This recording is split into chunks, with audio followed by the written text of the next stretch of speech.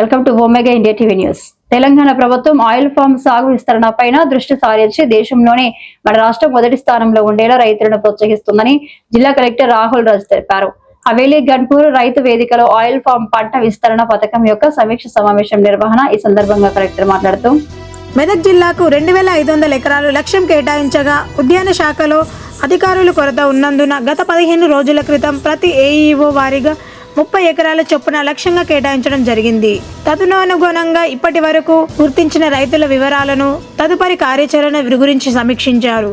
మెదక్ జిల్లాలో 2023-24 సంవత్సరంలో 78 మంది రైతులు 336 ఎకరాలలో, 2024-25 సంవత్సరంలో 152 రైతులచే 533 ఎకరాలు ఆయిల్ ఫామ్ సాగు చేపట్టడం జరిగినది. ఈ సంవత్సరం అనగా 2025-26 సంవత్సరానికి మొదటి జిల్లాకు 2500 ఎకరాల్లో ఆయిల్ ఫామ్ తోటలో సాగు చేయుటకు ప్రణాళిక చేసుకోవడం జరిగినది. ఇప్పటి వరకు 1677 ఎకరాలకి రైతులు రిజిస్ట్రేషన్ చేసుకోవడం జరిగినది. అందులో నుండి 771 ఎకరాలు ఆయిల్ ఫామ్ తోటలో పెట్టడానికి సిద్ధంగా ఉన్నాయి. ఈ కార్యక్రమంలో ఇప్పటి వరకు 1677 ఎకరాలకి రైతులు రిజిస్ట్రేషన్ చేసుకోవడం జరిగినది. అందులో నుండి 771 ఎకరాలు ఆయిల్ ఫామ్ తోటలో పెట్టడానికి సిద్ధంగా ఉన్నాయి. ఈ కార్యక్రమంలో జిల్లా వ్యవసాయ అధికారి వెన్సెట్ వినయ్ కుమార్, జిల్లా ఉద్యాన మరియు పట్టు పరిశ్రమ శాఖ అధికారి ప్రతాప్ సింగ్, మెదక్ ఉప సంచాలకుల విజయ నిర్మల, నర్సాపూర్ వ్యవసాయ ఉప సంచాలకులు సంధ్యారాణి, కౌడిపల్లి ఉప సంచాలకులు, లీవ్ ఫార్మ్ రిసోర్సెస్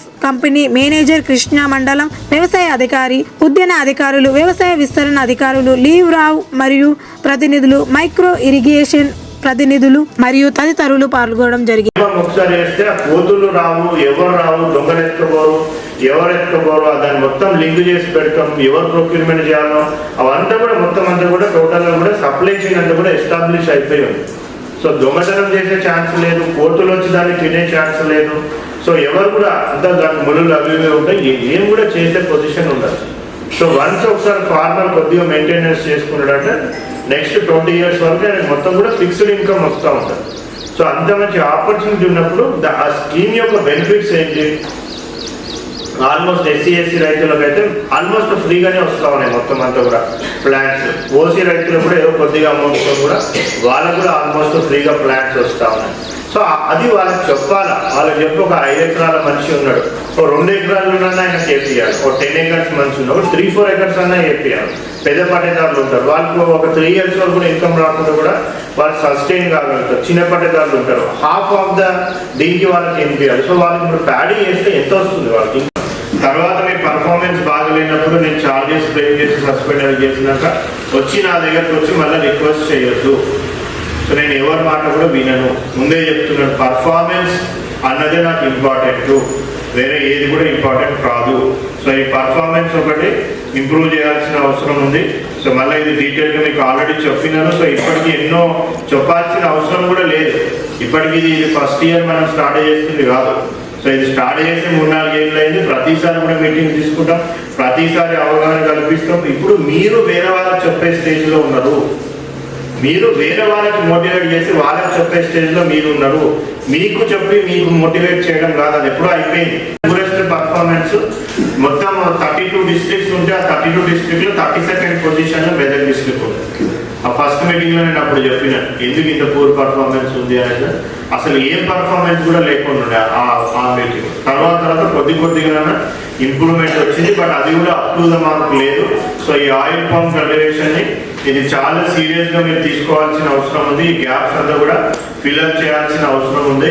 సో ఈ టార్గెట్ వైజ్ ఏఈఓఎస్ టార్గెట్ కూడా సో ఇప్పుడు నేను చదవాలంటే సుమారుగా ఒక 70-80 ఏఈఓఎస్ మొత్తం కూడా జీరోలే ఉంటాయి. సో అది కూడా ఓన్లీ కొన్ని మండల్స్లో అల్లాపూర్ ఒక 6 acres, హవేలీ గన్పూర్ ఒక 7 acres,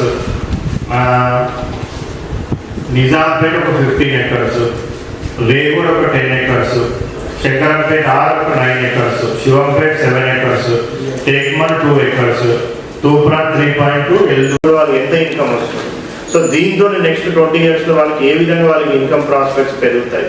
సో ఇవన్నీ కూడా వాళ్ళకి చెప్పి మనం వాళ్ళని చేంజ్ చేయాల్సిన అవసరం ఉంటుంది.